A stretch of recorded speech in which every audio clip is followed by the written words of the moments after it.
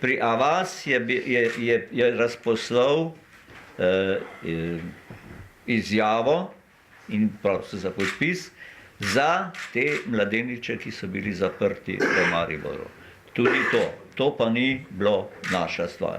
To je pa stvar Avaza, ker Avaz je demokratična, izjemno demokratična, absolutno neprofitna in zgolj na prostovoljnih prispevkih delujoča organizacija mednarodna.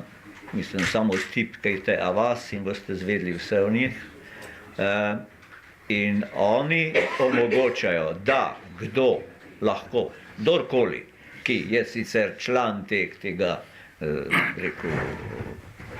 teh sopodpisnikov, lahko sestavi resolucijo ali izjavo ali karkoli, prošnje za podporo, in oni potem preverijo, ne vem kako, po kakšnih kanalih, verjetno imajo zelo dobre možnosti informacij, preverijo, če je točna in resnična.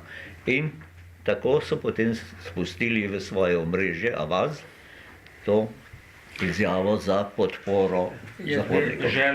Maksen je treba ob tem vprašanju vseeno dodati. Mislim, človek je mogoče samo paranoičen. Jaz bi zelo rad rekel, da beseda informacija je v splošnem pomenu besede. To je neutralen potek našega videnja na dogodkov. Ni v novinarskem smislu informacija, ki poroča samo o faktih, ki so se zgodili, ampak vsebuje tudi komentarje in politične mišljenja piscev. To je treba povedati. Nekaj lažno. Če so podpisani. Je bilo še kaj nejasnega? Kaj je hotel nekaj povedati, potem pa gospod tam odzadaj. Prosim. Enega vam tudi jaz. Ja, jaz sem hotel sam par stavkov v zvezi z temeljnim pomenom tega sporočila, zadnjega Janševega, ki se je odzval na to besedilo, ki je skoraj dokončano, na katerem mi bolj ali manj stojimo. Namreč to pismo predsednika vlade, jaz mislim, treba postaviti v niz odzivov te vlade, vrhov te glavnega člena koalicije, se pravi stranke SDS in podobnih. Skratka, niz odzivov na ta revolt, ki se zdaj v Sloveniji že, lahko rečemo, že nekaj mesecev odvija. In te odzivi, mislim, da zelo jasno kažejo na neko bistveno nerazumevanje z vladne strani in koalicijske strani, pa tudi, moram žal reči, tudi strani opozicije, kakšnega veliko večjega razumevanja ne opažamo. Skratka, bistveno nerazumevanje za to, proti čemu pravzaprav ljudje v tej Sloveniji protestirajo. In na to ni odgovora.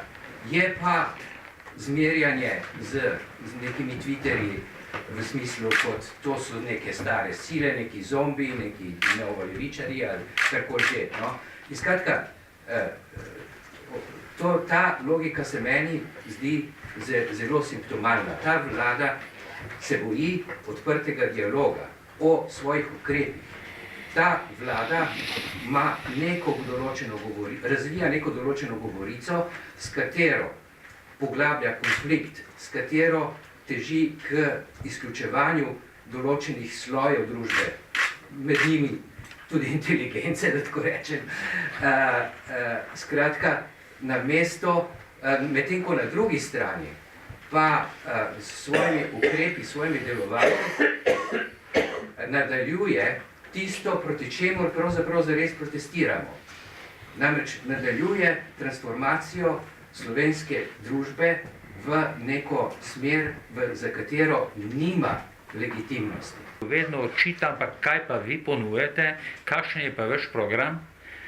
Preprosto predstavimo nekatera razmišljanja v obliki platforme, ki jo lahko uporabijo po svoji želji.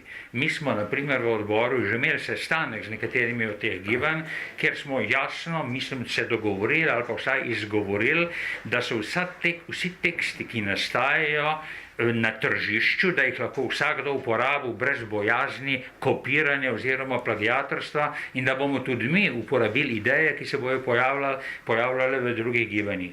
Ta čas je sigurno še prezgodaj govoriti o vsesplošnem povezovanju, zlasti ker še ne vemo, ker seveda mi izredno nasprotujemo vsaki nasilni obliki protestov. Mi pristajamo oziroma želimo podpreti borbo za spremembo oblasti v obstoječih okvirih demokracije in zato je težko odgovoriti, kam bo vse to pripeljalo, še manj pa se proglašati in postavljati na čelo nekega dogajanja, ki je tudi nas, treba je priznati, na nek način prehitelo. In to dogajanje se je začelo na ulicah, ima svoj lasten naboj, svoje lastne cilje, mislimo pa, da je nastopil čas, da tudi del ali pa tisti del inteligence, ki se strinja, da so potrebne spremembe, da svoj ta, bom rekel, verbalni, besedni doprinos. Veno? Ja, jaz bi samo to dodal. V Društvu pisateljev čutimo to potrebo, da bi se pogovarjali, da bi našli neke točke, neke bistvene točke skupne akcije, skupnih zahtev. In zato se tudi nameravamo, in zdaj čez 20 minut ima upravni odbor sestanek z odborom oziroma z predstavniki enega od teh odborov. Vseslovenska ljudska vstaja se imenuje, torej to je zelo veliko. Smo zbrali imena, naslove in naslove teh gibanj, teh je nekaj čez 30. Samo to so, bi rekel, za začetek.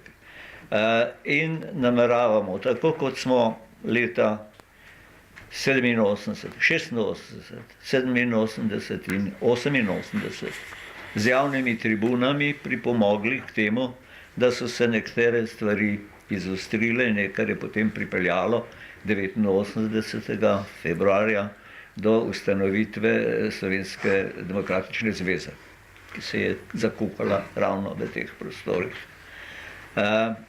In zato pripravljamo za konec tega meseca eno tako javno tribuno.